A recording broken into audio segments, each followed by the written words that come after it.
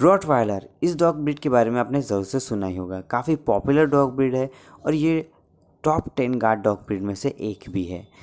ये dog breed को काफ़ी सारे लोग ये समझते हैं कि ये डेंजरस ही है, यानी सारे रॉटवाइलर डेंजरस ही होते हैं, लेकिन ऐसा नहीं है।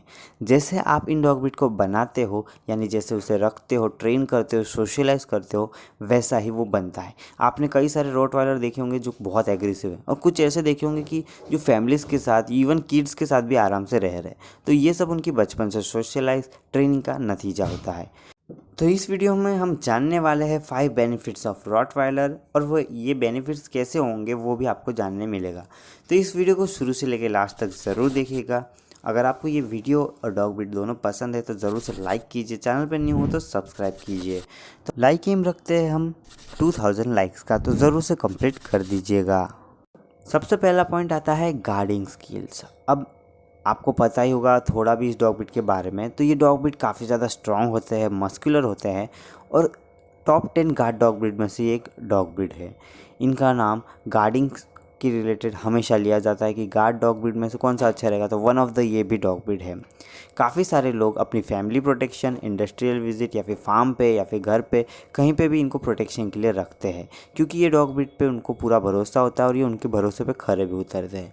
लेकिन वो कब? जब इनको प्रॉपरली ट्रेन किया जाता है, बताया जाता है कि कौन थ्रेड है कौन नहीं है, अच्छे से सोशलाइज किया जाता है कि ये किसी पे भी अटैक ना कर दे, थ्रेड लगे तभी अटैक करे या प्रोटेक्शन करे सिर्फ, या बाग करके अलर्ट करे। ये सब चीज़ें उनको बतानी पड़ती है, सिखानी पड़ती है बचपन से ही, तब जाके ये एक अच्छे गार्ड डॉग, अच्छे डॉग ब्रीड बनते हैं। तो अगर आप एडॉप्ट करें तो ये मत सोचना कि मैं अपने डॉग ब्रीड को कुछ नहीं सिखाऊंगा और वो ऑटोमेटिकली बहुत अच्छा डॉग ब्रीड बन जाएगा। नहीं, आपको बचपन से ट्रेन तो करना ही पड़ेगा कि किस चीज़ पे अगर वो अटैक कर रहा है तो आप नो बोलते ही रुक जाए, अगर बाग कर रहा है तो नो बोलते ही रुक जाए, क्योंकि कुछ चीज़ें उसके लिए थ्रेड, आपके लिए थ्रेड ना हो तो भी वो प्रोटेक्ट कर सकता है आपको, और उसके लिए वो अटैक भी कर सकता है। इसलिए इन छोटी छोटी चीज़ों का आपको ध्यान देना होगा। नंबर 2, वो आता है इंटेलिजेंट। ये डॉग ब्रीड काफ़ी ज़्यादा इंटेलिजेंट होते हैं, one of the intelligent dog breed भी है ये डॉग ब्रीड। अब इंटेलिजेंट किस में? काफ़ी सारी स्किल्स में होती है, जैसे कि प्रोटेक्शन में ये अपना खुद का माइंड देखेंगे कि क्या हो रहा है, कैसे हो रहा है, और उनके लिए क्या सही रहेगा जिससे कि प्रोटेक्शन कर सके। साथ साथ ट्रेनिंग में अगर आप इनको हार्ड से हार्ड टास्क देते हो, कोई भी चीज़ को अगर एक बार सिखा दो तो ये जल्द से जल्द सीखने की कोशिश करते हैं, इसलिए इनकी ट्रेनिंग ईजी हो जाती है। लेकिन आपको थोड़ा एक्सपीरियंस होना पड़ता है उसके लिए।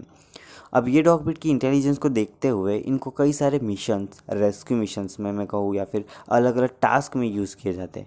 जैसे कि आर्मी के K9 यूनिट में भी इन डॉग ब्रीड का यूज़ किया जाता है, जहाँ पे ये काफ़ी सारे मिशंस होते हैं उसमें हेल्पफुल होते हैं, और काफ़ी सारे मिशंस में इन डॉग ब्रीड ने हमारे जवानों को बचाया भी है।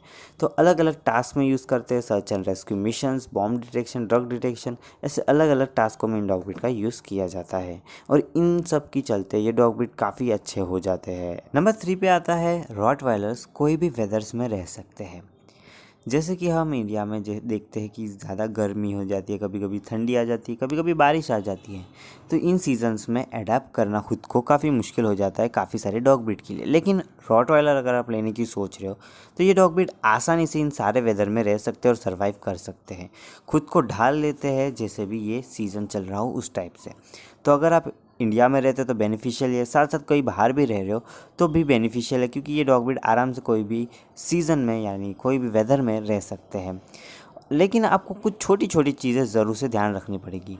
चाहे भले ये कितने भी अडॉप्ट कर ले खुद को, लेकिन इनका जो कोट होता है, आपने नोटिस किया होगा कि शॉर्ट कोट होता है, यानी जर्मन शेफर्ड हो गया, लेब्राडोर हो गया, गोल्डन रिट्रीवर हो गया, इनकी जैसा लॉन्ग कोट या मीडियम कोट नहीं होता जिनमें हेयर काफ़ी ज़्यादा देखने को मिले।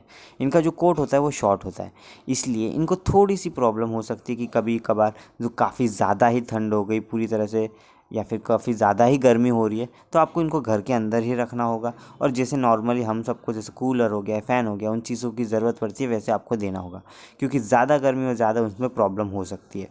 नॉर्मली अगर समर में हो गया तो आप उनको घर में ला सकते हो और आराम से पंखे के नीचे बैठ सकते हैं, या फिर कूलर भी चलेगा इनको। ऐसे ही ज़्यादा ठंड हो रही है तो आपको जो है कंबल या फिर स्वेटर उनको पहनाना होगा।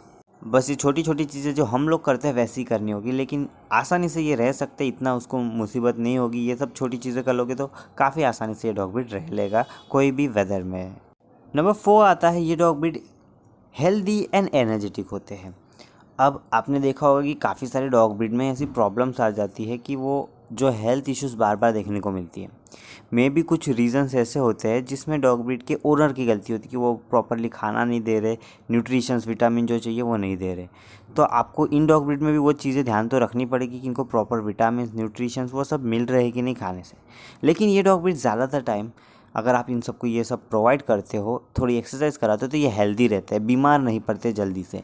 काफ़ी अच्छी डॉग ब्रीड होती है, एनर्जी से भरी होती है, इसलिए इनकी एनर्जी रिलीज़ करने के लिए आपको दिन में 1 या 2 बार इनको वॉकिंग पे ज़रूर ले जाना चाहिए। अगर दोनों टाइम ले जाते हो तो काफ़ी अच्छा रहेगा और गुड भी रहेगा। Number 5, easy to train and well socialise.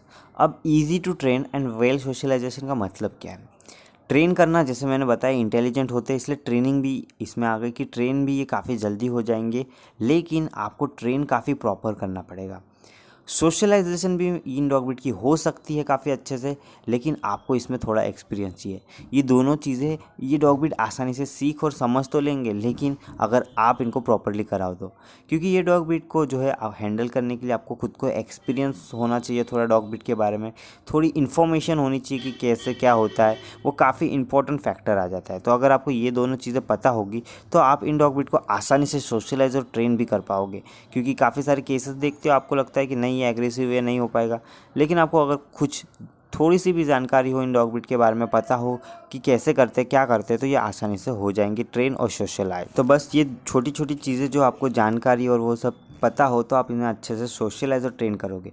उसके बाद तो ये आराम से आपकी फैमिली मेम्बर्स के साथ आराम से रह लेंगे आपके साथ। इवन ये बेस्ट कंपेनियन डॉग ब्रीड भी बन सकते हैं, लेकिन इनका ओनर डिसाइड करेगा कि उनको कैसे अच्छे से रखे, सोशलाइज करे, ट्रेन करे, तो ये बनते हैं। वरना ये अपनी मनमानी करने लग जाते हैं, इन्हें पता नहीं चलता कुछ चीज़ें, तो वो ऐसे ही कर देते हैं।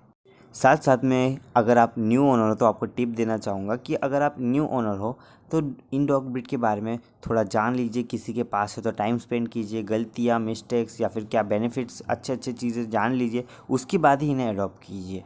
क्योंकि इन डॉग ब्रीड को हैंडल करना थोड़ा सा मुश्किल न्यू ओनर के लिए ज़रूर होगा, क्योंकि काफ़ी सारी चीज़ें होती है जो एक एक्सपीरियंस ओनर को पता है, वो न्यू ओनर को नहीं पता होती। इसलिए इन चीज़ों के लिए आप किसी के पास डॉग ब्रीड है तो उनसे एक्सपीरियंस लीजिए, उनके पास डॉग है तो जाइए, बात कीजिए। उसके बाद आपको इनके बारे में पता चल जाए, एक्सपीरियंस हो जाए थोड़ा, तो आप एडॉप्ट कर सकते हो और अपने हिसाब से जो है सोशलाइज और ट्रेनिंग देके उन्हें अच्छा डॉग ब्रीड बना सकते हो। वरना अगर आप इनके बारे में ज़ीरो नॉलेज है, कुछ भी नहीं पता डॉग ब्रीड को कैसे क्या करते हैं, खाने में भी क्या देना चाहिए, कुछ नहीं पता, तो अगर आपको ये सब नहीं पता तो आपको सोच लेना चाहिए लेने से पहले। इन डॉग ब्रीड की डाइट प्लान की वीडियो चाहिए तो मैं एंड स्क्रीन और आई कार्ड दोनों जगह दे दूंगा, आप चाहे तो चेकआउट कर सकते हैं। साथ साथ प्योरिटी चेक करने की वीडियो भी मैंने बनाई है, तो वो भी आप जाके देख सकते हो।